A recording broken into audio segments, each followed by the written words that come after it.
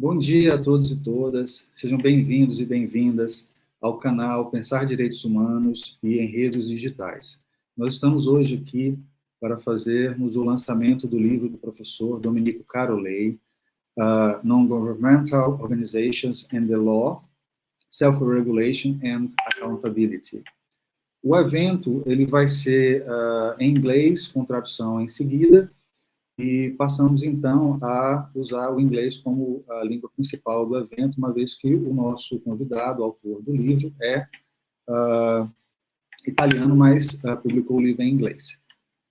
So, thank you all for participating in this book launch, which is organized by the Interdisciplinary Graduate Program in Human Rights at the Federal University of Goiás, in partnership with the research group Human Rights Education and Public Policies of Goiás State University. The book, Non-Governmental Organizations and the Law, Self-Regulation and Accountability, by Dr. Domenico Carolei, examines accountability issues and the problems of regulating non-governmental organizations, NGOs, through self-regulation.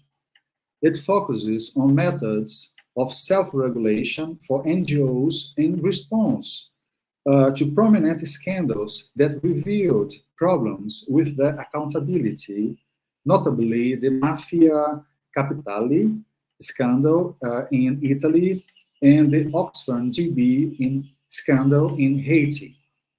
It also touches upon other accountability failures, including the allegations against the WWF of facilitating human rights violations, abuses against indigenous groups in Cameroon.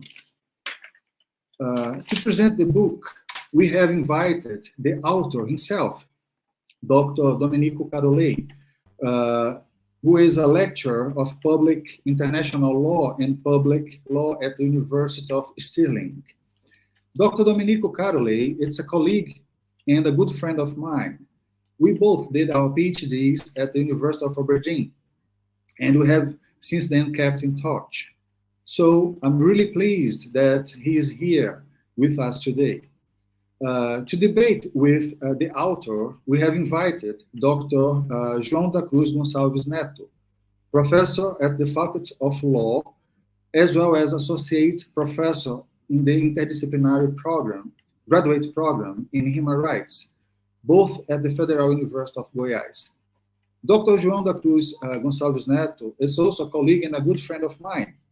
We have been dialoguing in the Interdisciplinary graduate program in Human Rights at the Federal University of Goiás. So I'm also happy that and pleased that he has accepted the invitation and he is here with us. So thank you both very much for accepting the invitation. Now let's start our discussions with Domenico Carolei. Domenico, the floor is yours. Thanks, Ulysses. Thanks for this nice introduction. It is my greatest honor to be here today. It's the first event outside the University of Stirling where I'm presenting my book. Doing that at the Federal University of Goiás for the interdisciplinary programs, human rights is really a great honor.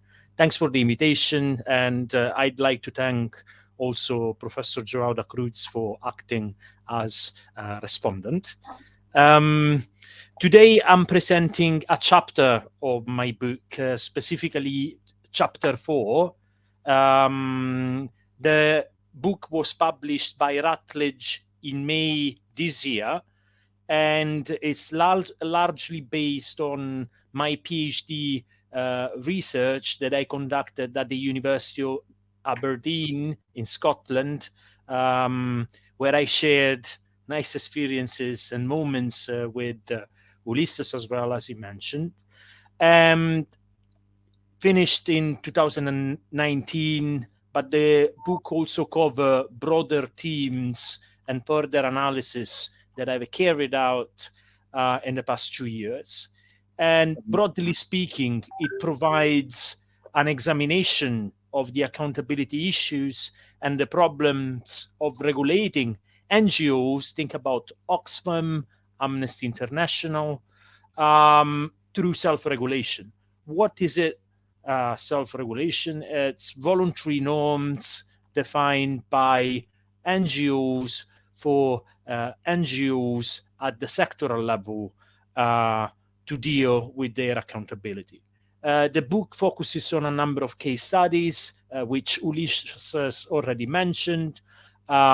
One of them is the Mafia Capitale scandal, where it turned out that CSOs, specifically social enterprises, had strong connections with local gangs while they were managing reception services for migrants and asylum seekers, as well as on the Oxfam GB scandal in Haiti, where it turned out that aid workers perpetrated sexual abuse on and against earthquake survivors.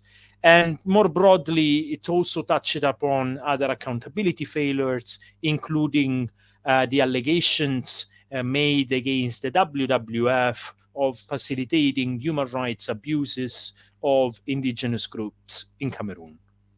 I'm going to translate it now. Hoje apresento capítulo do meu livro sobre responsabilidade e autorregulação das ONGs, especificamente o capítulo 4. O livro foi publicado pela Routledge em maio deste ano e é amplamente baseado em minha pesquisa de doutorado que conduzi na Universidade de Aberdeen, na Escócia, de 2015 a 2019, e pesquisas adicionais realizadas para cobrir temas mais amplos e análises mais aprofundadas, de 2019 a 2022. O livro fornece uma análise das questões de responsabilização e dos problemas de regulação das ONGs através da autorregulação, ou seja, normas voluntárias definidas pelas ONGs para que as ONGs lidem com a sua responsabilização. Centra-se nos métodos de autorregulação para a ONG ou para as ONGs em resposta a escândalos proeminentes que revelaram problemas com a sua responsabilização. Nomeadamente, o escândalo da Mafia Capitale na Itália e o escândalo da Oxfam GB no Haiti. Também aborda outras falhas de responsabilização, incluindo as alegações contra o Fundo Mundial para a Natureza, WWF, de facilitar violações de direitos humanos de grupos indígenas em Camarões. Thanks, Ulysses. The book investigates the reasons for self-regulation failures, as well as the measures that can be put in place to improve NGO performance and accountability. What I do in the first substantive chapters of my book, specifically chapter 2 and 3, is to investigate regulatory concerns and institutional dysfunctions that typically affect self-regulation in the promotion of accountability. Difficulties in codifying beneficiary accountability, so the people NGOs work with and for, design flows in terms of monitoring and sanctioning, and low levels of non-compliance. I also map out and explain the reasons for NGO non-compliance with self-regulations, and I explore the regulatory response to recent scandals that have marked the end of self-regulation. What the book argues is that NGOs systematically fail to self-regulate themselves adequately, even when and where there is an obvious accountability problem in the sector, as reviewed by public scandals.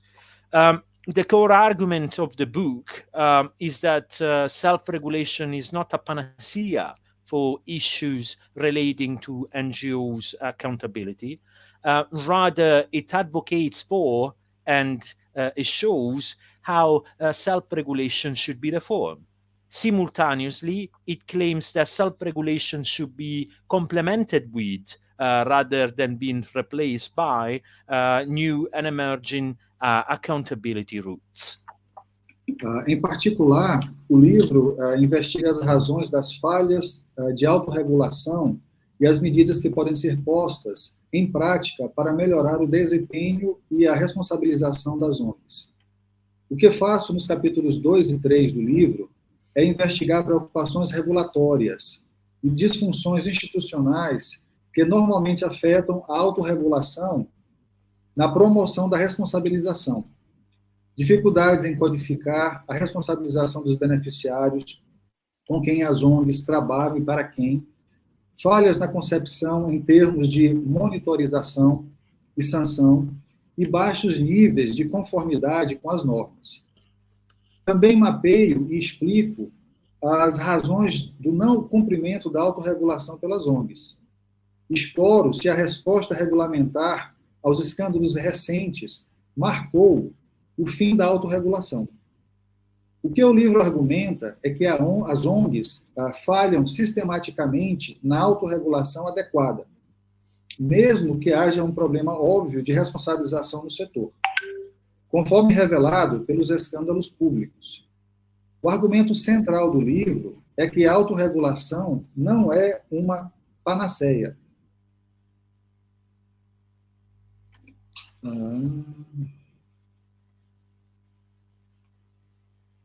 Para questões relacionadas com a responsabilização das ONGs. Em vez disso, defende e também mostra como a autorregulação deve ser reformada.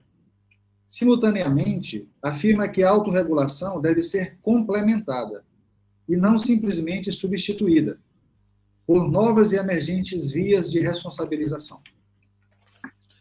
Thanks, Ulysses. Now, focusing on chapter 4 in particular, its purpose is to discuss alternative route to self-regulation to enact NGOs' accountability.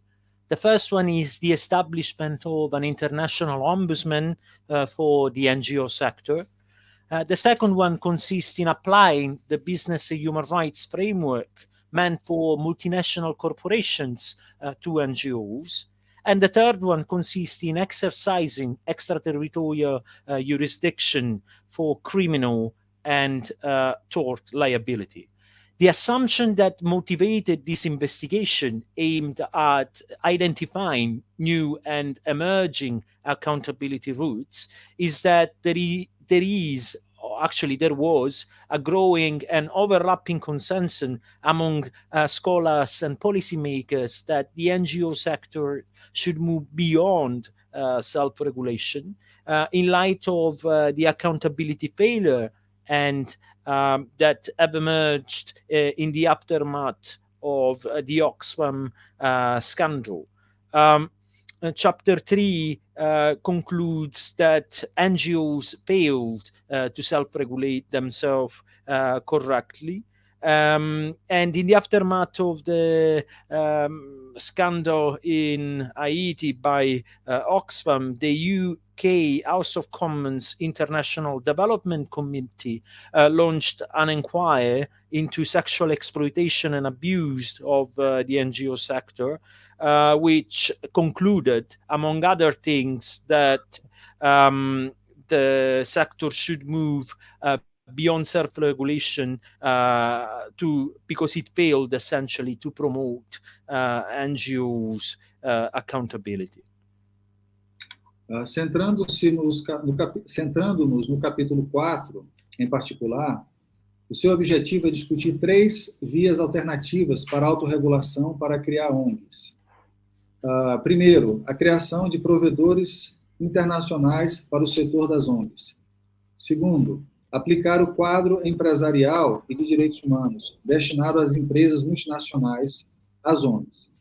E 3, exercer jurisdição extraterritorial para responsabilidade criminal e extraterritorial. A suposição que motivou esta investigação, destinada a identificar rotas novas e emergentes de responsabilização, é que existe um consenso crescente sobreposto entre acadêmicos e formuladores de políticas de que as ONGs deveriam ir além da autorregulação, considerando as falhas de responsabilização e salvaguarda, particularmente os abusos sexuais que envolveram ONGs como a Oxfam e a Save the Children nos últimos anos.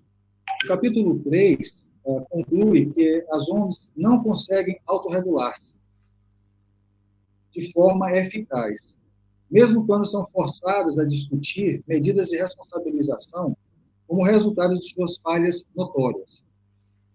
No rescaldo do escândalo da Oxfam, o Comitê de Desenvolvimento Internacional da Câmara dos Comuns do Reino Unido lançou um inquérito sobre a exploração e o abuso sexual do setor da ajuda que, entre outras coisas, reviu as políticas de autorregulação. O inquérito concluiu que a autorregulação não conseguiu promover a responsabilização e que o setor das ONGs deveria ir além da autorregulação.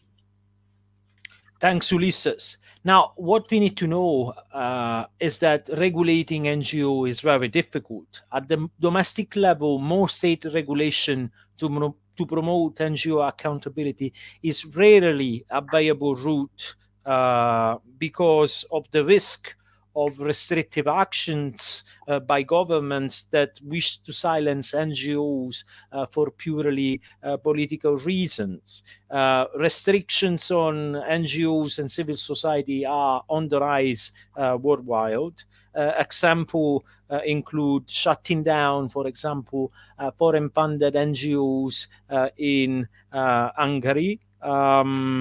That involved also some university, including the Central European University. Other examples are the criminalization of NGOs both in the Mediterranean, rescuing migrants, and for Civicus, which is a global association of civil society organization operating at the international level. The regulatory environment for NGO has worsened as a result of the restrictions on freedom of assembly and freedom of thought that have been imposed by governments to tackle through emergency measures the COVID-19 pandemic. Now, at the international level, the regulation and the accountability of NGO is equally problematic. NGOs, like any other non-state actors, do not possess legal personality under international law, and consequently, they cannot be subject to the same accountability standards and norm and mechanism meant for state, such as the international human rights law regime. This is why NGOs are under-regulated at the international level, and the reason why self-regulation has been the best way and the most popular way to promote to promote more accountability within the sector in the past 20 years. But as I mentioned earlier on, self-regulation is now losing credibility, and we need to identify new route to enact NGO accountability. Regulamentar as ONGs é difícil. A nível interno, uma maior regulamentação estatal raramente é uma via viável para promover uma maior responsabilização devido ao risco de ações restritivas por parte dos governos que desejam silenciar as atividades das ONGs por razões políticas. As restrições estão aumentando em todo o mundo. Exemplos incluem o encerramento de ONGs com financiamento estrangeiro, incluindo a Universidade da Europa Central. A criminalização dos barcos de ONGs que resgatam migrantes no Mediterrâneo e Itália. Para cívicos, o ambiente regulatório para a ONG piorou como resultado das restrições à liberdade de reunião, à liberdade de pensamento e de expressão, introduzidas em todo o mundo, implementadas através de legislação de emergência para enfrentar a pandemia Covid-19. A nível internacional, o sistema é centrado no Estado. as ONGs não possuem personalidade jurídica ao abrigo do direito internacional e, consequentemente, não podem estar sujeitas aos mesmos padrões e mecanismos de responsabilização destinados aos Estados. Por exemplo, o direito internacional dos direitos humanos. É por esta razão que as ONGs estão subregulamentadas pelo direito internacional. E é também a razão pela qual a autorregulação tem sido a forma mais popular de regular e responsabilizar as ONGs nos últimos 20 anos. Mas, como mencionei anteriormente, a autorregulação está a perder credibilidade e precisamos de identificar novas vias para promulgar a responsabilização das ONGs. Thanks, Ulisse. Now, what I argue in this chapter is that the three identified routes can play an important role in promoting NGO accountability from multiple perspectives. Accountability for maladministration, the International Ombudsman, accountability for human rights due diligence, so business and human rights instrument, accountability for criminal and civil wrongs through the exercise of extraterritorial jurisdiction for criminal and tort liability. At the same time, however, I argue that no route is perfect because of the existence of multiple practical and legal challenges in operationalizing NGO accountability. Accordingly, no route can substitute entirely self-regulation. This is the reason why Chapter 4 concludes suggesting that the three routes should work hand in glove with self-regulation to enact greater NGO accountability. I will examine each route individually after Ulysses translate, so I will go into the finding for each route into greater detail. O que defendo no meu capítulo é que as três vias identificadas podem desempenhar um papel importante na implementação da responsabilização das ONGs, a partir de múltiplas perspectivas. Responsabilização por má administração, provedor de justiça internacional, responsabilização pela devida diligência em matéria de direitos humanos, instrumentos empresariais e de direitos humanos, responsabilização por crimes e crimes civis, jurisdição extraterritorial, para responsabilidade criminal e extracontratual. Ao mesmo tempo, defendo que nenhum caminho é perfeito, devido à existência de múltiplos desafios práticos e jurídicos na operacionalização da responsabilização das ONGs. Consequentemente, nenhuma via pode substituir a autorregulação. Esta é a razão pela qual este capítulo termina sugerindo que três vias devem trabalhar em conjunto com a autorregulação para promover uma maior responsabilização das ONGs. Agora, depois que Ulisses fizer a tradução, eu vou apresentar uma visão geral das principais conclusões de cada rota de responsabilização. Domenico? Yeah, thanks, Ulysses. Now, starting with the first route, which is the establishment of an international ombudsman for the NGO sector.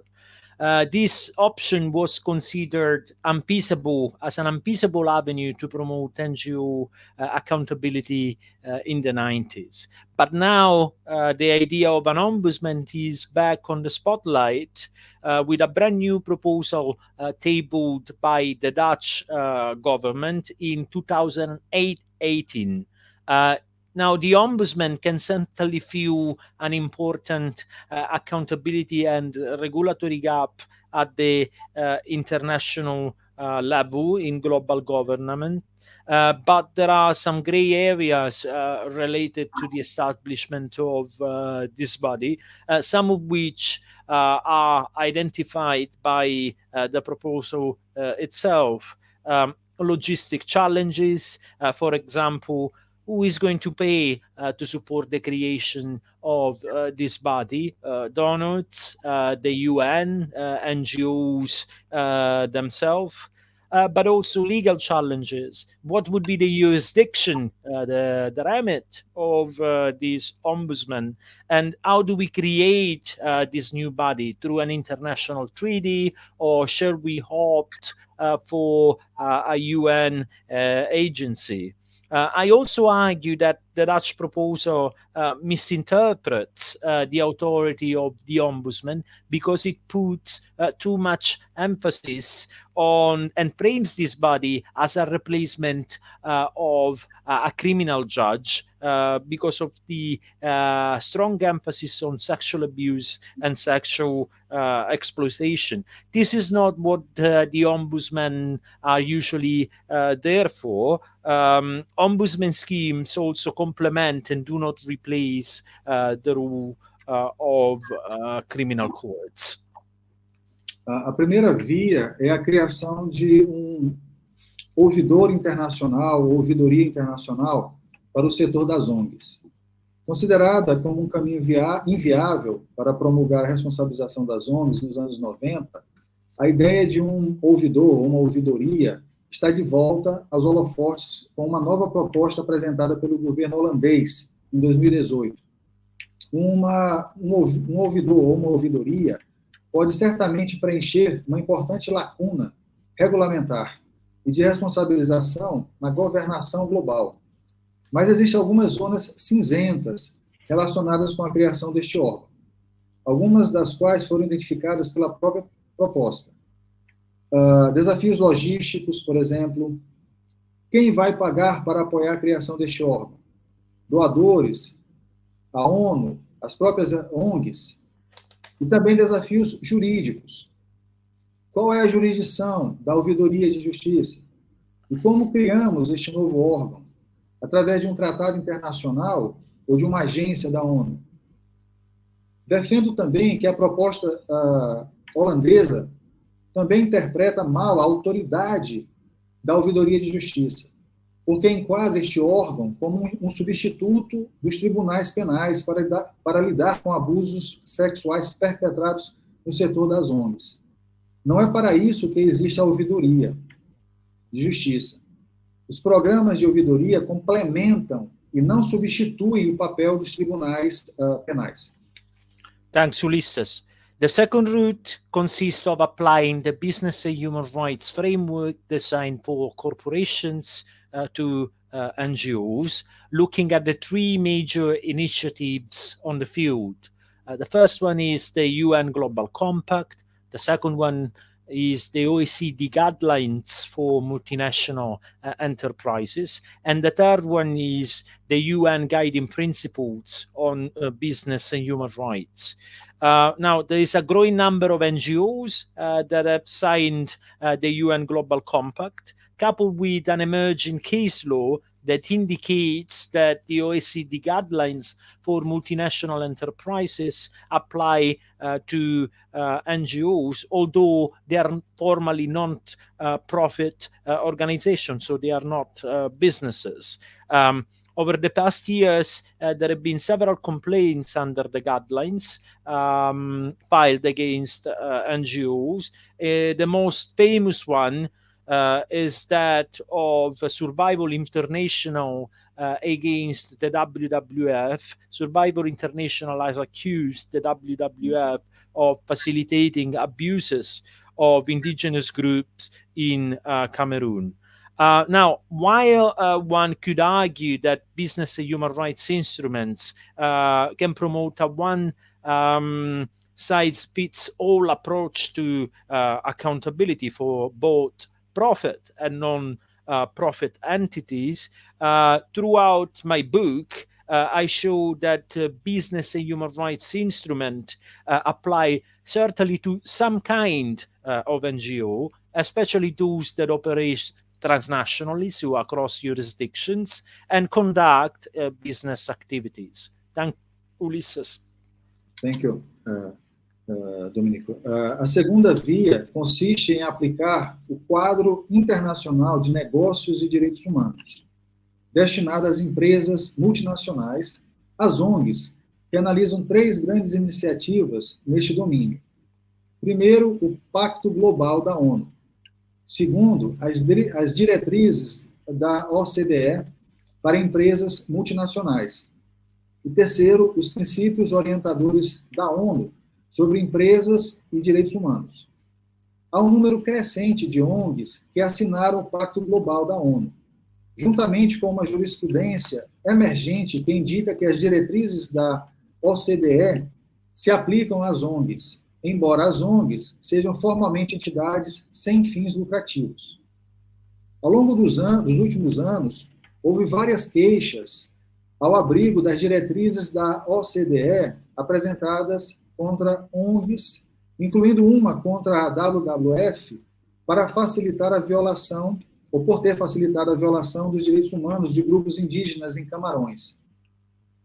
Embora se possa argumentar que os instrumentos empresariais e de direitos humanos podem promover uma abordagem única para a responsabilização de entidades com e sem fins lucrativos, ao longo do meu capítulo e no meu livro, mostro que os instrumentos empresariais e de direitos humanos se aplicam a pelo menos algumas ONGs, especialmente aquelas que operam transnacionalmente, entre jurisdições, e conduzem atividades comerciais. Thanks, Ulysses. The third and final route is extraterritorial jurisdiction for criminal and tort liability. This consists in holding NGOs accountable for misconduct perpetrated overseas, so in a host country, using the law of the country where NGOs are legally headquartered or registered, so the home country, to operate internationally.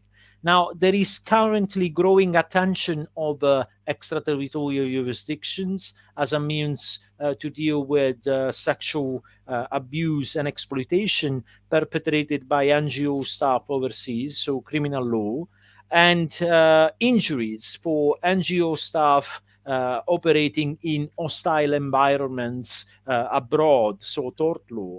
Now, the case law on the matter is evolving slowly and still scant, but there are a couple of landmark cases that deserve consideration, including the one of Stephen Patrick Dennis, who successfully litigated a civil case against the Norwegian Refugee Council before a district court in Oslo for incidents that have occurred in Kenya. However, I also show in my chapter that extraterritorial jurisdiction can be challenging in many ways. Jurisdictional difficulties, difficulties in gathering evidence overseas, asking to a judge to apply rules from different legal systems, and problems of accessibility for the complainants. Thanks, Domenico. A terceira via é a jurisdição extraterritorial para responsabilidade criminal e extraterritorial. Isto consiste em responsabilizar uma ONG por má conduta perpetrada no estrangeiro, nos países de acolhimento, utilizando a lei do país onde a ONG está registrada ou sediada, ou seja, o país de origem da ONG, para operar internacionalmente.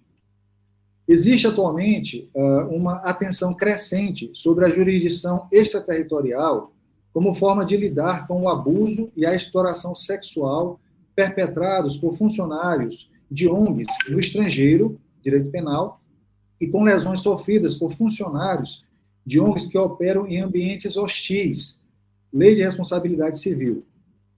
A jurisprudência sobre a matéria é escassa e evolui lentamente, mas há alguns casos marcantes que merecem consideração, incluindo o de Stephen Patrick Dennis, que litigou com sucesso um processo civil contra o Conselho Norueguês para os refugiados perante um tribunal distrital em Oslo, por incidentes que ocorreram na Quênia, ou no Quênia. No entanto, o exercício da jurisdição extraterritorial pode ser um desafio em vários aspectos. Questões jurisdicionais, dificuldades na produção de provas no estrangeiro, solicitação a um juiz para aplicar regras de diferentes sistemas jurídicos e problemas de acessibilidade para os queixosos. Thanks, Ulysses. So, in conclusion, Chapter 4 shows that these routes, these three routes, can play a key role in promoting NGO accountability, but none of them can replace self-regulation totally, in light of the present of multiple legal and practical challenges, and considering that they refer to different dimensions of accountability. Based on that outcome, and considering what I've said, the book concludes that self-regulation should be reformed instead of being abandoned, and complemented by alternative accountability route. So what I do in the conclusion of the book is outline a series of proposals to improve self-regulation arising from the findings of the substantive chapters. This proposal consists in simplification, diversification, participation, and rethinking non-compliance. And I also argue that we should use the three routes that I've discussed today with all of you. Thanks, Ulysses. Thanks, Domenico. Em conclusão, no geral, o capítulo 4 mostra que estas vias podem desempenhar um papel fundamental no reforço da responsabilização das ONGs. No entanto, nenhuma destas três vias pode substituir totalmente a autorregulação. Tendo em conta a presença de múltiplos desafios jurídicos e práticos, e considerando que se referem a diferentes dimensões de responsabilização. Com base nesse resultado, o livro conclui que a autorregulação deve ser reformada e não abandonada, apenas reformada e acompanhada por vias alternativas de responsabilização para promover uma maior responsabilização das ONGs. Em segundo lugar, estabelece uma série de propostas políticas para melhorar a autorregulação, decorrentes das conclusões que foram mencionadas anteriormente. Por exemplo, simplificação, diversificação, participação e repensar o incumprimento das normas, né, ou a obrigatoriedade de cumprimento das normas pelas ONGs. Estas propostas são discutidas nas observações conclusivas do livro, sobretudo das três vias que foram mencionadas anteriormente.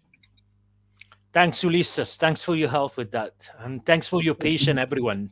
I hope you appreciated the arguments. Yeah. Yes, obrigado, Ulisses, obrigado a todos pela paciência, e espero que todos tenham gostado.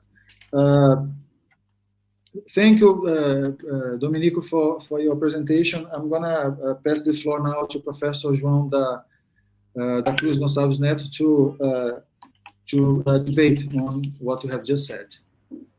Professor João, the floor is yours. Okay. Good morning, everyone. I hope you are all right. I congratulate Mr. Carolei for the excellent work he has just published and for honoring our research center and postgraduate program in human rights with the presentation of this result of his long research work.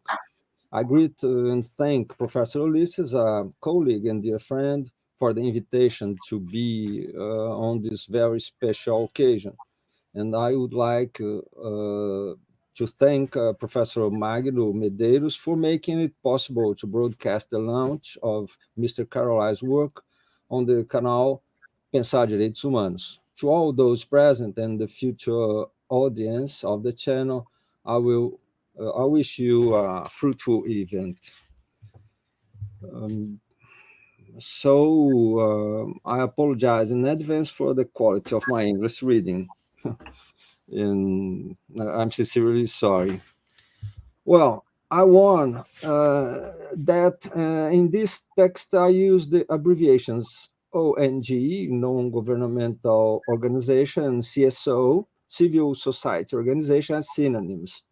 Thus, sometimes I use a term or its abbreviation, sometimes another, without distinction.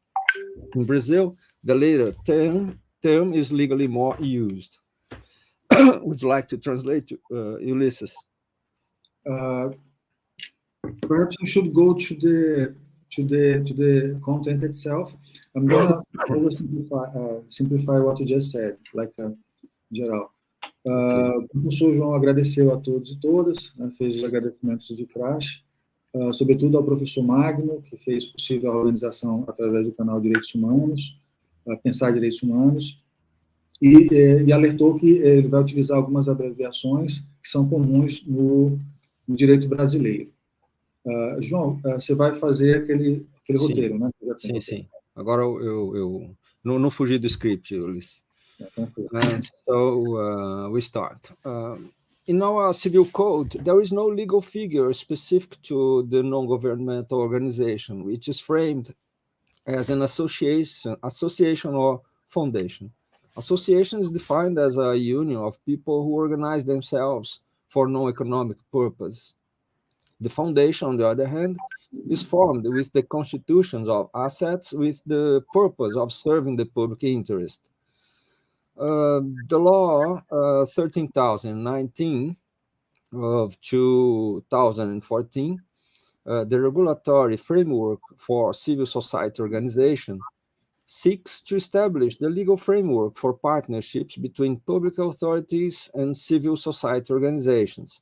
Currently, in Brazil, there are more than 600 laws that regulate law 13,019 of 2014, the law of partnerships, which makes up the regulatory framework for civil society organizations. Em nosso Código Civil, não há uma figura jurídica própria à organização não governamental, que é enquadrada como uma associação ou fundação. A associação é definida como união de pessoas que se organizam para fins não econômicos. Artigo 53 do Código Civil. Já a fundação se forma com a constituição de um patrimônio com a finalidade de servir ao interesse público. Artigo 62 do Código Civil. A Lei 13.019, de 2014, o marco regulatório das organizações da sociedade civil, busca estabelecer o regime jurídico das parcerias realizadas entre o poder público e as organizações da sociedade civil. Atualmente, no Brasil, existem mais de 600 legislações que regulamentam a Lei 13.019, de 2014, a Lei das Parcerias, que compõe o marco regulatório das organizações da sociedade civil. Obrigado, Luiz. I think that there is a specific reality of NGOs in Brazil. So we go. In 2006, the report of Parliamentary Commission of Inquiry pointed out some of the main problems related to NGOs. Lack of clear criteria for choosing favored organizations, deviation of purpose and execution of contracts, and lack of supervision over agreements. The increase in the number of NGOs grew a lot in the Lula administrations from 2002 onwards, on whom the accusation of using them to circumvent the need for public tenders in the release of public resources to partner groups weighed. The scandal involving the release of funds for sports NGOs against the payment of 20% of bribes ousted the then Minister Orlando Silva from his post in 1911, with an alleged embezzlement of more than 40 million reais. During the period, there were several other accusations of the same content. Eu entendo que há uma realidade particular de ONGs no Brasil. Sendo assim, vamos lá. Em 2006, o relatório de uma comissão parlamentar de inquérito apontou alguns dos problemas principais relativos às ONGs. Falta de critérios claros de escolha das organizações favorecidas, desvio de finalidade na execução dos contratos e ausência de fiscalização sobre os convênios. O aumento do número de ONGs cresceu muito nos governos Lula, a partir de 2002, sobre quem pesou a acusação de aparelhá-las, usando-as para contornar a necessidade de licitações na liberação de recursos públicos a grupos parceiros. O escândalo envolvendo liberação de recursos para ONGs esportivas, contra o pagamento de 20% de propina, derrubou o então ministro Orlando Silva de seu posto em 2011, com desvio apontado em mais de 40 milhões de reais. No período, houve várias outras acusações no mesmo teor. Thank you, Ulysses. Already under the aegis of the regulatory framework for civil society organizations in the Dilma government, which sought to increase control in the state's relationship with the CSOs, having as one of the requirements for obtaining resources that there be an existence of the entity of at least 3 years, what used to be called shelf NGOs persisted, those formally created only to receive and transfer state resources. The fragile control of this relationship was observed in the release of 6.2 million of reais to 2 sports NGOs created just to receive the funds, one from the player Emerson Sheik and the other from Daniel Alves, the same now accused of rape in Spain. Já sob a égide do marco regulatório das organizações da sociedade civil, no governo Dilma, que buscou aumentar o controle na relação do Estado com as organizações da sociedade civil, tendo como uma das exigências para a obtenção de recursos a que haja uma existência da entidade de ao menos 3 anos. Ainda persistiu o que se costumou chamar de ONGs de prateleira, aquelas criadas formalmente apenas para receber e repassar recursos estatais. O frágil controle nessa relação foi observado na liberação de 6.200.000 a 2 ONGs esportivas criadas apenas para receber os recursos, uma do jogador Emerson Sheik e outra de Daniel Alves, o mesmo agora acusado de estupro na Espanha. Thank you. In 2019, 30 signatures of senators were collected for the establishment of a parliamentary commission of inquiry called for NGOs in the Amazon. The argument was that there were thousands of groups, mainly European, operating clandestinely in biological and mineral research, among other illegal activities, under the guise of NGOs. The PCI was never instituted. Em 2019, se colheu 30 assinaturas de senadores e senadoras para a instauração de uma chamada CPI das ONGs da Amazônia. O argumento era de que haveria milhares de grupos, principalmente europeus, atuando clandestinamente em pesquisa biológica e de minerais, entre outras atividades ilegais, sob a fachada de ONGs. Essa CPI nunca foi instaurada. In the Bolsonaro government, on his first day in office, a provisional measure was issued establishing the supervision and monitoring of foreign NGOs in Brazil, which was legally questioned since it confronts the precept of freedom of CSOs. Throughout his term, however, he constantly reiterated attacks on NGOs, especially those working on environmental issues and on LGBTQIA+ agendas. Já no governo Bolsonaro, este em seu primeiro dia de governo, editou-se a medida provisória estatuindo a supervisão e monitoramento de ONGs estrangeiras no Brasil, o que foi interpelado juridicamente, uma vez que confronta o preceito de liberdade das organizações da sociedade civil. Por todo o seu mandato, todavia, reiterou constantemente ataques às ONGs, principalmente as que atuam nas questões ambientais e nas pautas LGBTQIA+.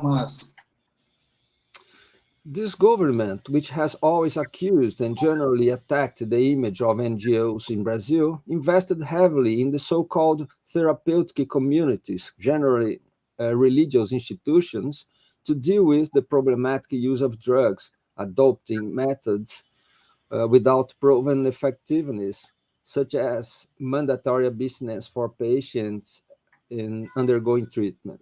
According to a BBC report from April 2022, SEBRAP, Brazilian Center for Analysis and Planning, and Instituto Conectas carried out a study that identified a series of problems in the implementation of policy to know disproportionate concentration of funds in some states, entities that receive resources from various spheres of public power, and lack of clarity about the services contracted and the results obtained. Este governo, que sempre acusou e atacou genericamente a imagem das ONGs no Brasil, investiu pesadamente nas chamadas comunidades terapêuticas, instituições geralmente religiosas, para lidar com o uso problemático de drogas, adotando métodos sem eficácia comprovada, como a obrigatoriedade de abstinência do paciente em tratamento. Segundo uma reportagem da BBC, de abril de 2022, o SEBRAP, Centro Brasileiro de Análise e Planejamento, e o Instituto Conectas realizaram um estudo que identificou uma série de problemas na implementação da política. Concentração de verbas de maneira desproporcional em alguns estados, entidades que recebem recursos de várias esferas do poder público e falta de clareza sobre qual é o serviço contratado e os resultados obtidos. Thank you. In another appalling fact involving the relationship between the state and CSOs, it became visible to the world at the beginning of this year, 2023, when it collided with images of malnourished Yanomami indigenous people, many of whom had already died in recent years by starvation or murder.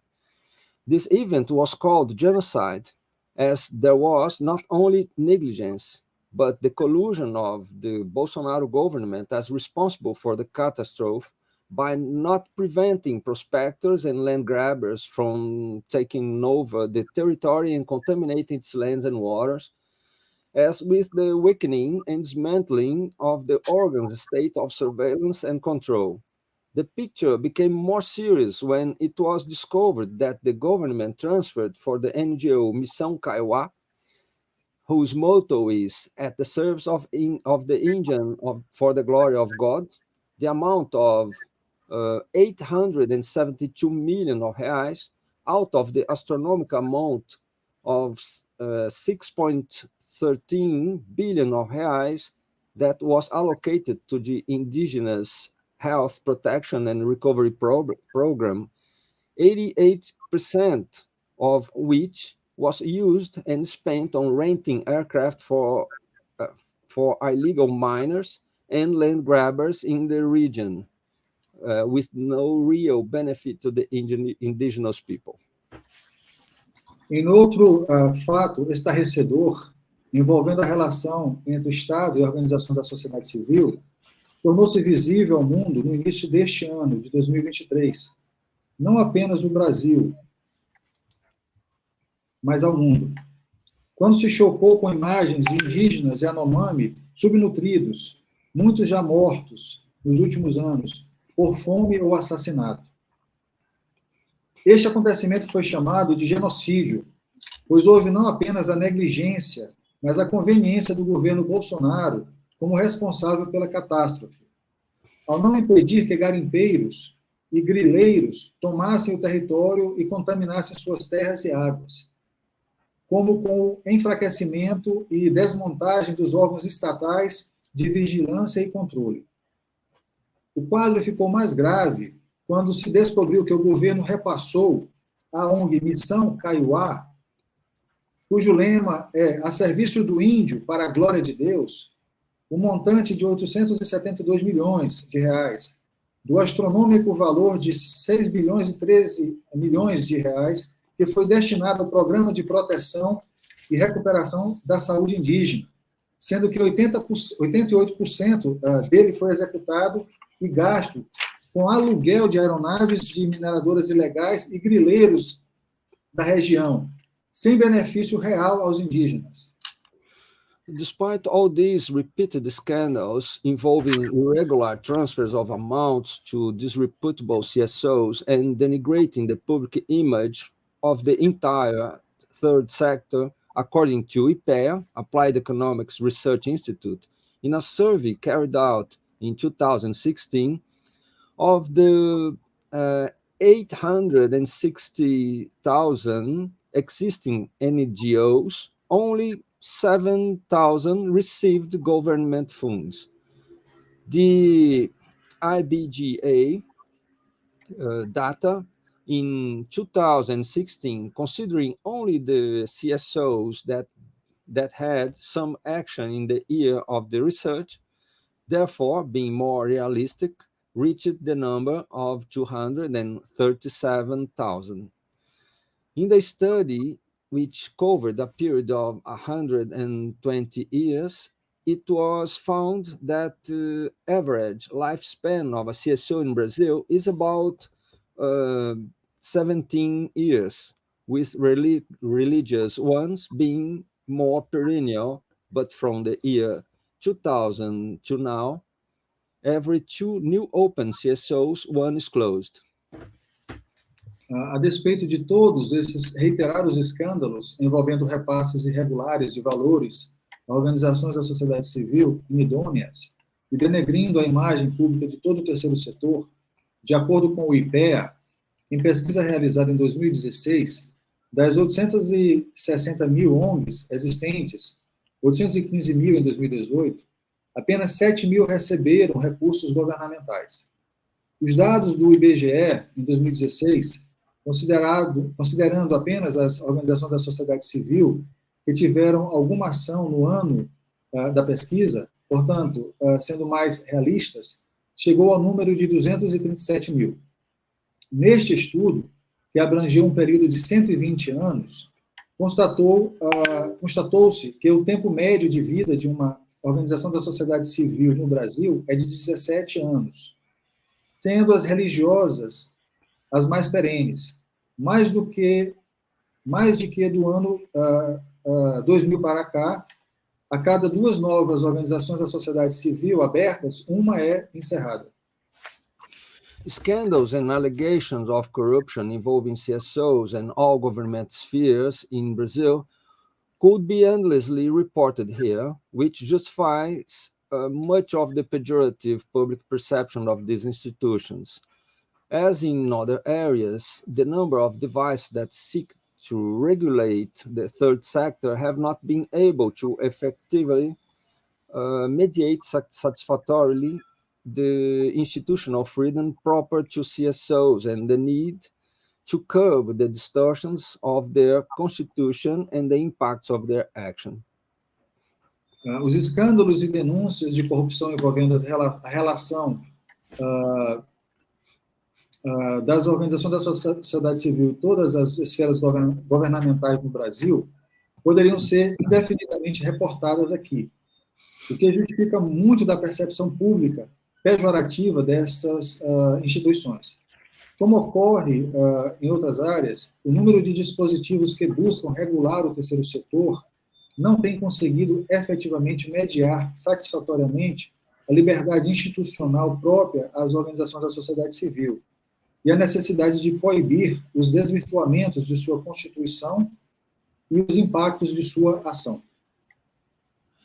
Well, at least since 1997, based on the work of sociologist Herbert Souza, o Betinho, the practice of the social balance has been constituted, a kind of accountability for the impacts and environmental, social, and economic actions on society, in a voluntary act of self-regulation. Bringing the business idea and practice to CSOs, the objective was to mature practice to transparency and responsibility, seeking greater rigor in actions and impact on visibility, thus separating the good from the bad institutions.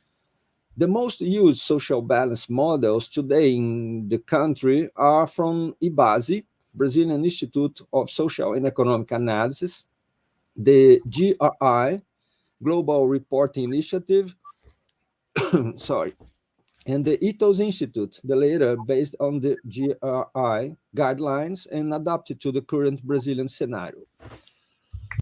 Pelo menos desde 1997, a partir do trabalho do sociólogo Herbert de Souza, Betinho, tem se constituído a prática do balanço social, uma espécie de prestação de contas dos impactos das ações ambientais, sociais e econômicas na sociedade, num ato voluntário de autorregulação. Trazendo a ideia e a prática empresariais para as organizações da sociedade civil, o objetivo era o de amadurecer práticas de transparência e responsabilidade, buscando maior rigor nas ações e impacto na visibilidade. E, com isso, separando as boas das más instituições. Os modelos mais utilizados de balanço social hoje, usados no país, são o do IBASE, Instituto Brasileiro de Análises Sociais e Econômicas, e o do GRI, Global Report Initiative, e do Instituto Ethos, este último baseado nas diretrizes do GRI e adaptado ao cenário brasileiro. Thank you, Ulisses. Even if the attempts to mature transparency practices with the regulatory framework of 2014 and the countless other laws that regulate the third sector, in Brazil, there is no consolidated political will to favor the transparent and responsible existence of CSOs. We can highlight some aspects that hinder a more satisfactory regulations of the third sector. First, the performance of CSOs as obstacle to the production of electoral corals when they would dispute the domain over resources used by local political force to gain influence and power. Two, the use by state managers to divert public resources using the CSOs. Three, the promotion and equipping of ideological groups, mainly linked to the churches, to act in a clientelistic practice in the name of social assistance. And four, the political and institutional fragility that prevents serious measures being taken for the preservation and encouragement of good social actions, linked or not directly to the state, both in the constitution of a more consistent regulatory framework and in the constitution of agencies to monitor transparency and responsibility on the part of CSOs. And five, in this context, self-regulation is nothing more than the almost complete deregulation of the third sector, especially when added to the ineffectiveness of existing laws. Mesmo com as tentativas de amadurecimento das práticas de transparência, com o Marco Regulatório de 2014 e as inúmeras outras leis que regulam o terceiro setor, não se percebe no Brasil uma vontade política consolidada para favorecer a existência transparente e responsáveis das organizações da sociedade civil. Podemos destacar alguns aspectos que dificultam uma regulação mais satisfatória do terceiro setor. Primeiro, a atuação das organizações da sociedade civil como dificultadoras da produção de currais eleitorais, quando disputariam domínio sobre recursos usados por forças políticas locais para angariarem influência e poder. 2. O uso de gestores do Estado para desviar recursos públicos, usando-se das organizações da sociedade civil de fachada. 3. O fomento e o aparelhamento de grupos ideológicos, principalmente ligados às igrejas, para atuar numa prática clientelista em nome da assistência social. 4. A fragilidade política e institucional que impede que se tome medidas sérias para a preservação e o incentivo às boas atuações sociais, ligadas ou não diretamente ao Estado, tanto na constituição de um marco regulatório mais consistente, quanto na constituição de agências de monitoramento de transparência e responsabilidade por parte das organizações da sociedade civil. E 5, nesse contexto, a autorregulação não é mais que a desregulamentação quase completa do terceiro setor, principalmente quando somada à ineficácia das leis existentes. There are Brazilian CSOs that operate abroad. Some of the most important are the Igarapé Institute, which operates in over 20 countries and produce research on security and development, Connectas Human Rights, which is dedicated to denouncing violations of human rights and by states, and Instituto PAX, Alternative Policies for the Southern Cone, which is dedicated to seeking political and economic integration in Latin America. Organizações da sociedade civil brasileiras que atuam no exterior. Algumas das mais importantes são o Instituto Igarapé, que atua em mais de 20 países e produz pesquisas sobre segurança e desenvolvimento. O Connectas, Direitos Humanos, que se dedica a denunciar lesões aos direitos humanos pelos Estados, e o Instituto PAX, Políticas Alternativas para o Cone Sul, que se dedica a buscar a integração política e econômica da América Latina. In recent years, several cases of money laundering, child abuse, human trafficking have brought to justice Brazilian churches that operate abroad, such as the Universal Church of the Kingdom of God in Angola in 2021, or the arrest of leaders of Renascer Church in the USA in 2019, or even a sexual scandal involving the Church Deus e Amor in this year, 2023, all using CSOs for their operations.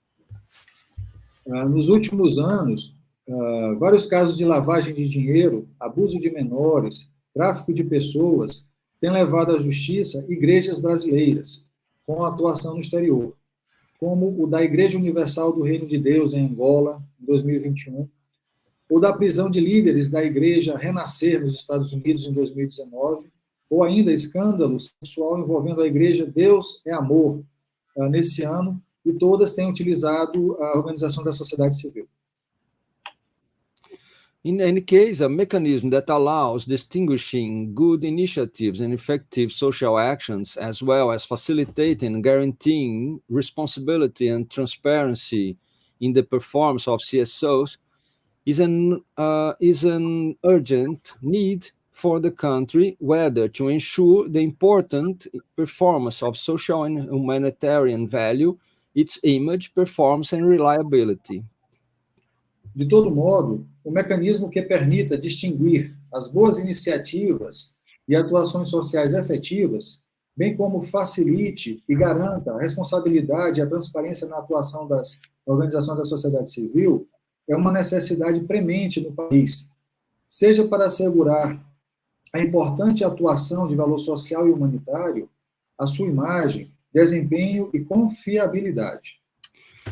It is in this aspect that the work of non-governmental organizations and the law by the lecturer of the University of Stirling, UK, Domenico, Carolei, can be of great importance for the debate on the regulation of CSOs and their legal framework in Brazil.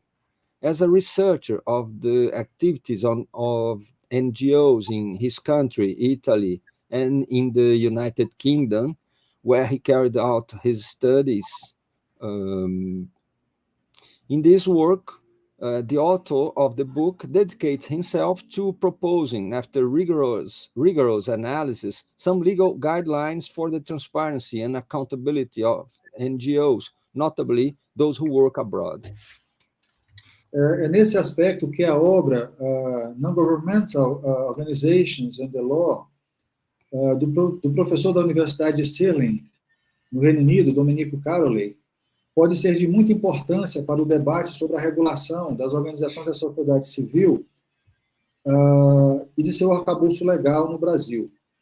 Como um estudioso da atuação das ONGs em seu país, Itália, e também no Reino Unido, onde desenvolveu sua pesquisa, neste estudo, em seu livro, o professor se dedica a propor, depois de rigorosa análise, algumas diretrizes jurídicas para a transparência e responsabilização das ONGs, notadamente as que atuem no estrangeiro.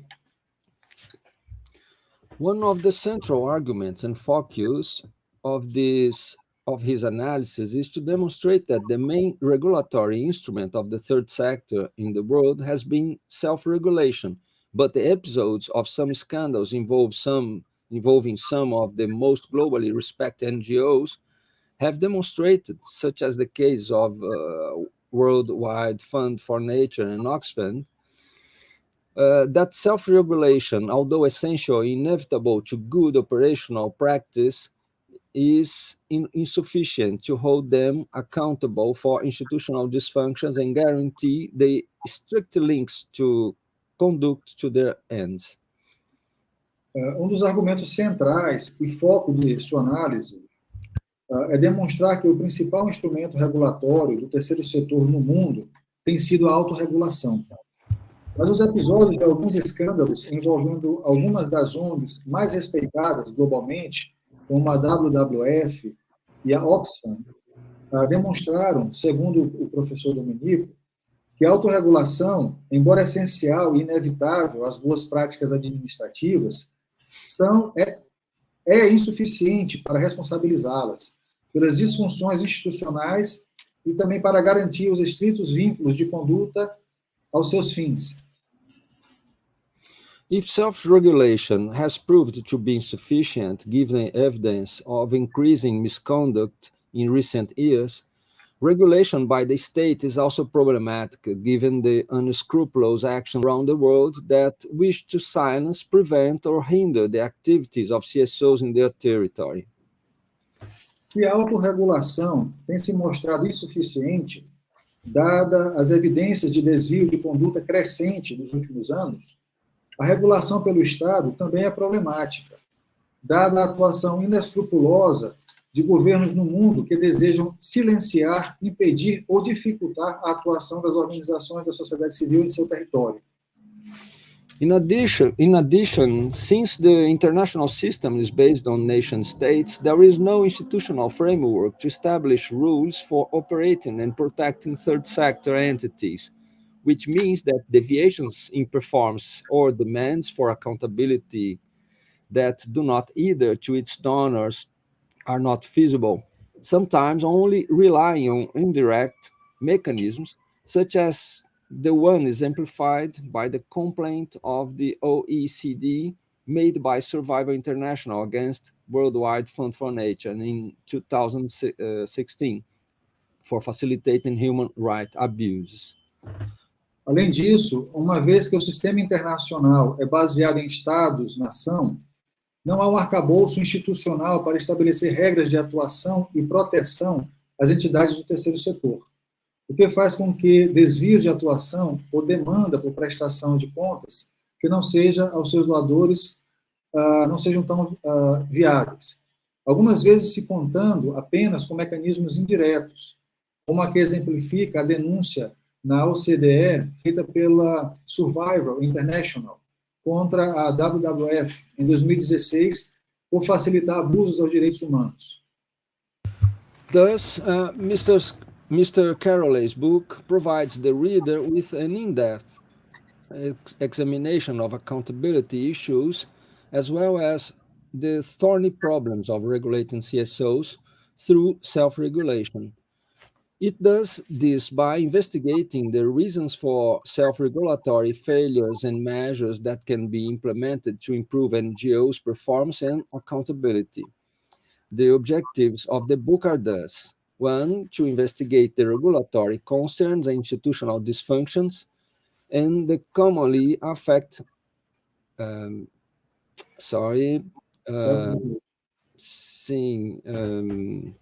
I repeat, to investigate the regulatory concerns and institutional dysfunctions and that commonly affect the self-regulation in promoting accountability.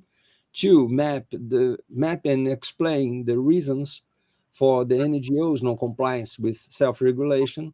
3, explore whether the regulatory response to recent scandals with European CSOs marked the end of self-regulation.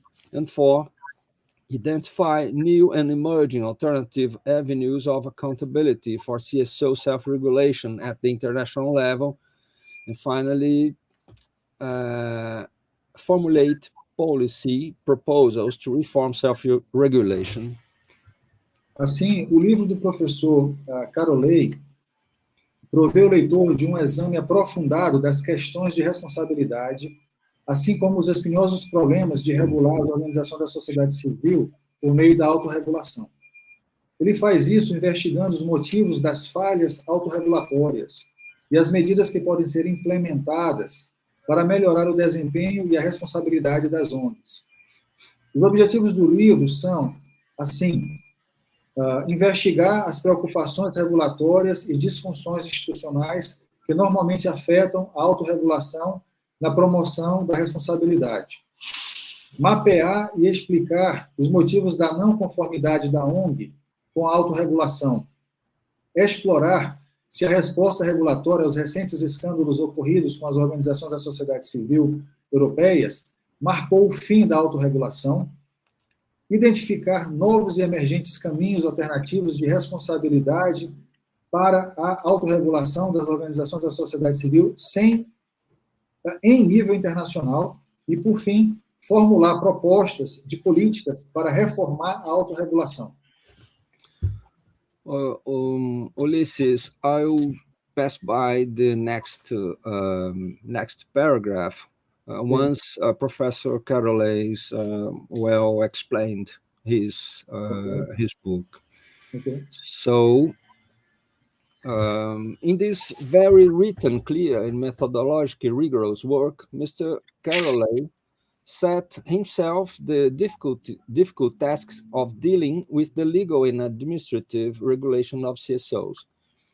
With the increase and growth of civil society organizations, either by the intensification of democratic participation or by the reduction of state activities due to neoliberal orientation in the last 40 years, at least, or even by the ostensive use of these entities as instruments of political rigging by interest groups in the different countries, without the corresponding regulation and normative complex as a global level, there is a flagrant need for a proposition like the one originally made by this book, in this book by the author, which can offer valuable subsidies and constitute an obligatory reference for the debate on the subject in Brazil. Nesta obra, muito bem escrita, clara e metodologicamente correta, o professor Carolei se impôs a difícil tarefa de lidar com a regulação jurídica e administrativa das organizações da sociedade civil. Com o aumento e crescimento das organizações da sociedade civil, seja pela intensificação da participação democrática, seja pela redução das atividades do Estado, pela orientação neoliberal nos últimos 40 anos, ou ainda pelo uso ostensivo dessas entidades como instrumentos de aparelhamento político por grupos de interesse nos mais diferentes países, sem a correspondente regulação e complexo normativo em nível global, há uma necessidade flagrante de uma proposição como a que foi feita originalmente pelo professor nesta obra, que pode oferecer valiosos subsídios e constituir-se numa referência obrigatória para o debate sobre o tema no Brasil. Thank you, Ulysses, for your translation. So, I wish to postulate some questions to Professor Carolei. I mean, speculative questions that go beyond the scope of this object, strictly speaking. Então, in addition to these strictly legal issues, the work urges us to think about some other current issues about the relationship between the state and civil society. And I formulate these questions from some assumptions that possibly that it is possible to be questioned also. Well, one of the assumptions of the legal regulation of CSOs is political stability and institutional maturity, which can favor an environment conducive to the establishment of the regulation. In more institutionally fragile countries, increased legal regulation does not translate into greater accountability or reliability. Second, the growth in the number of CSOs accompanied the rise of privatist policies from the 90s onwards. While we can see in this phenomenon a democratic development through the deepening of popular participation in social and political issues, we also see the reflection of political fragmentation and impotence, having as a side effect the instrumentalization of CSOs in favor of sectarian, strategic, or corporate interests, despite their suitability in several countries. And third, the growth of political, economic, and military tension in the world has been perceived, perhaps foreshadowing a long-term and far-reaching armed conflict. Political regimes around the world have closed down, threatening the conditions that favor the proliferation of CSOs, such as legitimate democratic participation. They, across most of the globe, are viewed with the distrust or as threats. So, Mr. Carolei, can the proposed legal framework contemplate this most recent geopolitical contest? So before you answer, just think I'm going to translate it now. Para além das questões estritamente jurídicas, a obra nos insta a pensar em algumas questões atuais para a relação do Estado e da sociedade civil. Um dos pressupostos da regulação jurídica das organizações da sociedade civil é a estabilidade política e a madureza institucional, que pode favorecer um ambiente propício à constituição de sua regulação. Em países mais frágeis institucionalmente, o aumento da regulação jurídica não se traduz em maior responsabilidade ou confiabilidade. Segundo, o crescimento do número de organizações da sociedade civil acompanhou inversamente as políticas privatistas dos anos 80 em diante. Ao mesmo tempo que podemos ver nesse fenômeno um desenvolvimento democrático pelo aprofundamento da participação popular nas questões sociais e políticas. Vemos também o reflexo de uma fragmentação e impotência política, tendo como efeito colateral a instrumentalização das organizações da sociedade civil em favor de interesses sectários, estratégicos ou corporativos, a despeito de sua idoneidade em vários países. Tem-se percebido o crescimento de uma tensão política, econômica e bélica no mundo, pronunciando talvez um conflito armado de longo prazo e de largo alcance. Os regimes políticos em todo o mundo têm se fechado, ameaçando as condições que favoreceram a proliferação das organizações da sociedade civil, como as participações democráticas legítimas. Elas, por quase todo o globo, são vistas com desconfiança ou como ameaças. Com base nesses pressupostos, nessas reflexões, eu pergunto ao professor Carolei, nesse novo contexto atual, o marco jurídico proposto pode contemplar esse mais recente contexto político? First of all, I'd like to thank Professor João for his talk. I learned so much about the regulation of Brazil non-profit third sector, as well as how my book could be relevant to deal with specific issues that the Brazilian civil society is facing. And beyond that, thanks for the kind words about the book. And I will try to answer your question briefly. As you said, the book does not deal specifically with the relationship between state and NGO. It looks at regulatory aspects of it.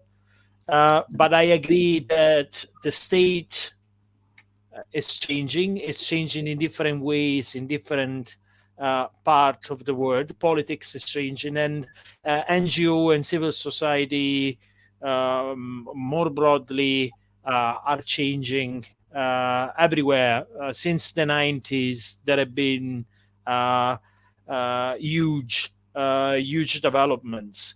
Now, it is true that we experienced the growth of NGO as part of a sort of democratization of the society.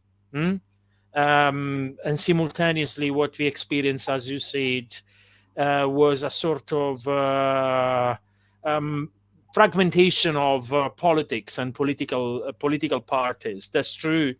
But now what we are experiencing, I think worldwide in many nations, is also democratic backsliding. So authoritarian measures put in place to silence civil society and NGO, and that's a common trend, and it's happening everywhere. It's happening in India, it's happening in Europe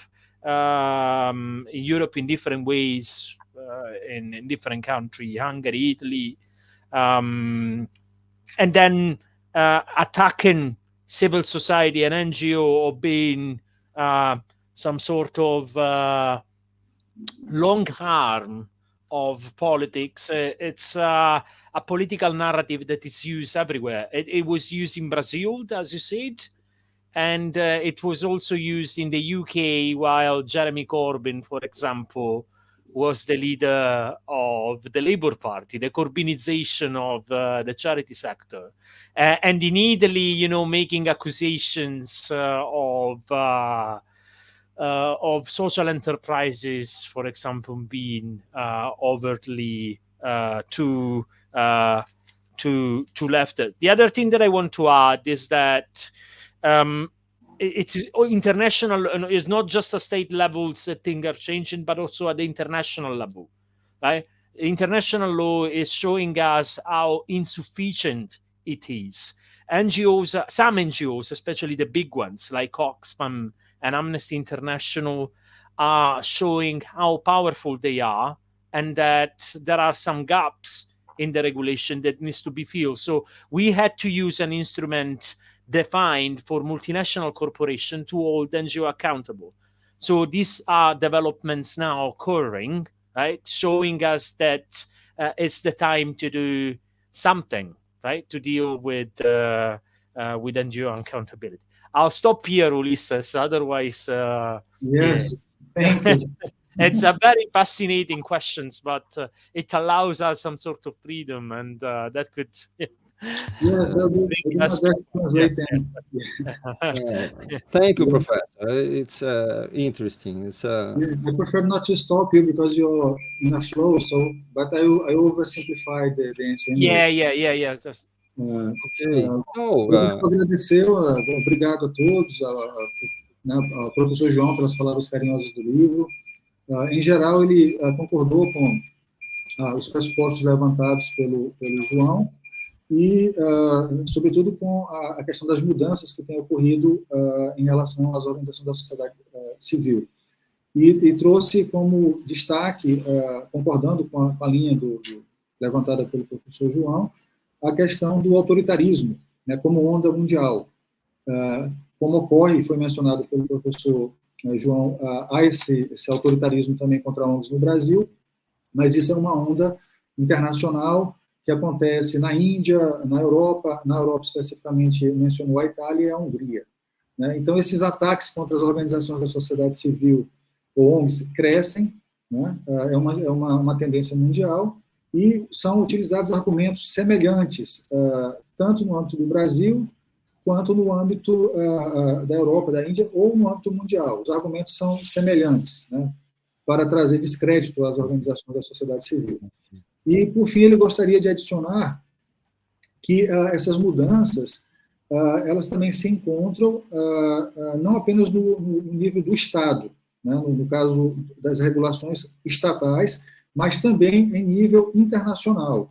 E ele trouxe como exemplo a questão da Anistia Internacional, né, que, apesar de sua grande influência e poder, também tem demonstrado que há espaços, né, que há lacunas que precisam ser preenchidas na regulamentação da atividade das ONGs. E ele, então, argumentou que é importante utilizar os instrumentos transnacionais que funcionam bem no âmbito privado para fazer a regulação das ONGs, né? E aí parou por aqui, senão ficaria difícil a tradução. Sim. Oh, Thanks for his system. I'm so very pleased. It's an exciting theme and problems that requires a long time to discuss. But Ulysses, there are two questions from the audience, and the time to the end established for the Professor Carolei, it's near. So I would suggest I leave my remaining two questions, and I suggest that we translate the questions by the audience to Professor Domenico. Thanks. Okay. It's a question by Nara Bueno. In Brazil, we have a growth in NGOs activities in regard to health activities, or the activities of NGOs in the health sector, especially in relation to the treatment against drug addiction.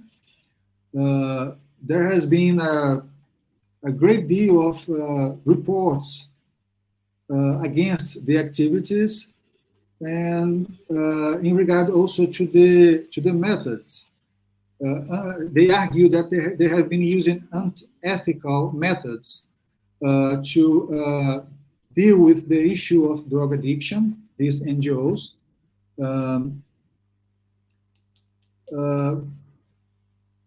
Especially religious NGOs,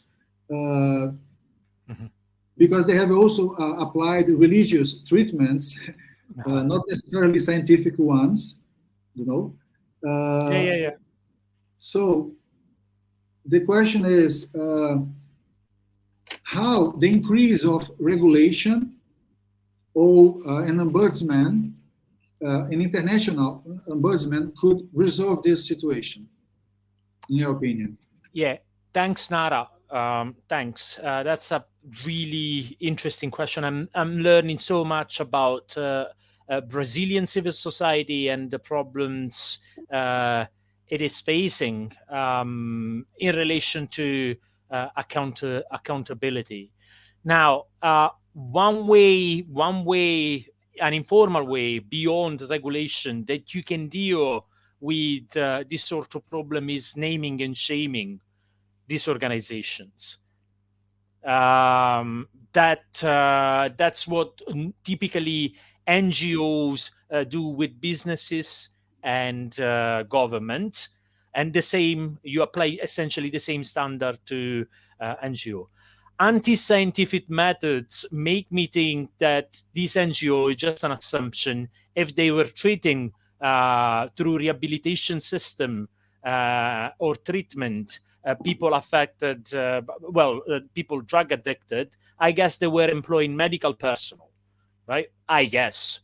In that case, there is also professional association that are way more regulated than NGO, and you have professional bodies, medical association, to which people can make complaint to.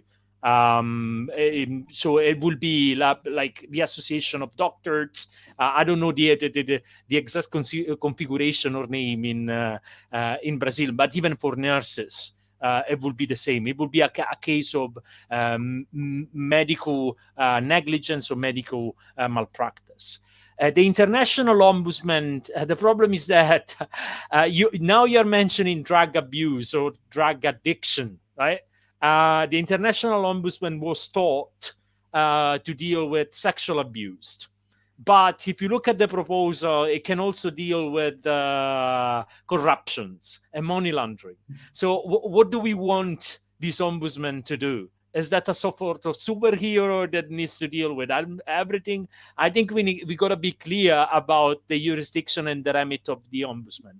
Is he or she going to deal with corruption or the unethical or ethical standard? Is he going to deal with sexual abuse, facilitating the process of reporting to criminal court, and so on?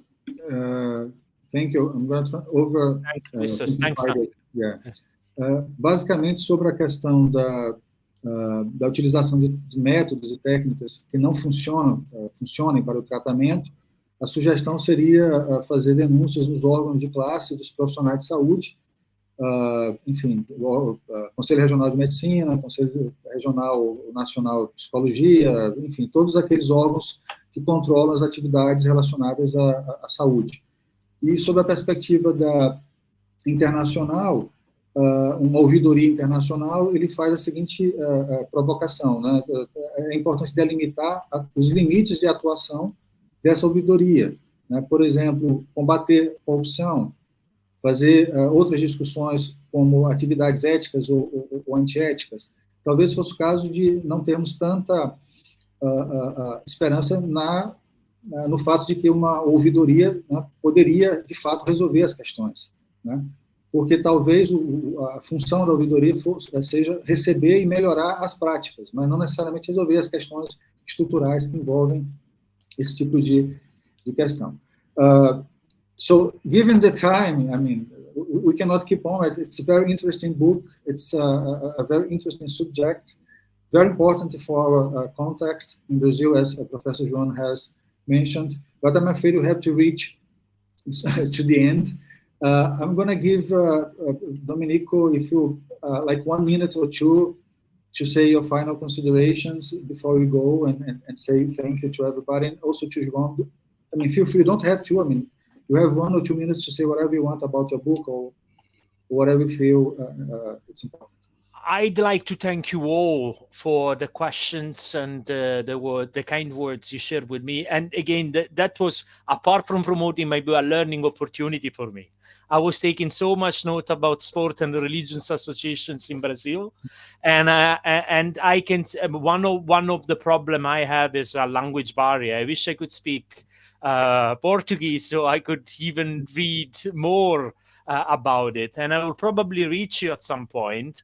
Because I really want to discussion to develop further. Brazil seems to be an amazing place full of case studies for the regulation and the accountability of CSO. It is attracting research from other perspective, and probably even the NGO sector deserve as much attention. Thanks to Ulysses for facilitating these events and for the translation. It was a hard job, so I really appreciate the effort, and thanks to Professor João as well for your kind words again, for the analysis that you have carried out, for taking the time to read my book as well. And yes, thanks again, and thanks to the people who were attending the event online and for the question they asked. Obrigado a todos. Eu aprendi muito com a experiência sobre regulação, sobre a relação das ONGs com a saúde e religião no Brasil. Uma pena que eu não fale português, porque assim eu poderia visitar o país, aprender mais, e tenho certeza que há muitos casos interessantes que poderiam ser estudados no país. Então, obrigado ao professor Ulisses, obrigado ao professor João, obrigado a todos que participaram e nos escutaram no evento de hoje. Professor João... Sorry, I forgot to thank Vanessa. I know that there's also IT behind it, so the logistic. I'd like to extend my gratitude to her as well. Eu esqueci de mencionar, eu queria agradecer também a Vanessa, Vanessa Guimarães, que está na organização do evento. She's also a PhD student or master's, MD systems, I don't remember. But anyway, Yeah. Professor João, would like to say something? Yeah, I just want to thank the kindness of Professor Domenico and Professor Ulysses to bring your interesting work. I'm certainly that it will be a reference in theme all the world. I have no doubt. And thank you very much. In the name of our center, our research center, I thank you to honored by your presenting this launch. And I congratulate you, Ulysses. I thank Vanessa and the audience, and Nara, que is in England, and did a question to Professor. Thank you to all. Obrigado a todos. Eu agradeço a todos pela participação, pela organização. Agradeço ao professor pelo carinho, pela gentileza de fazer o evento, apresentar seu trabalho. Agradeço a Vanessa, a Ulisses, a audiência, especialmente a Nara, que está no Reino Unido, mas fez uma pergunta. Now I have to close the deal, as we say here. I would like to thank you, the speakers, Domenico, Carolei. It's a good friend, it's a colleague and a good friend. So thank you for being here with us, for sharing your book. It's a very interesting book. Thank you, Professor João da Cruz. It's also a colleague and a good friend. Thank you for taking the time to read and prepare and debate today. Thank you, Vanessa Guimarães, for organizing, the technicalities of the whole thing here, the channel. Professor Magno Medeiros, for allowing us to use the channel and to allowing, the whole thing to take place. Thank you also, Professor Heitor Ladiari, which is the head of our interdisciplinary graduate program. Thank you for making it possible as well.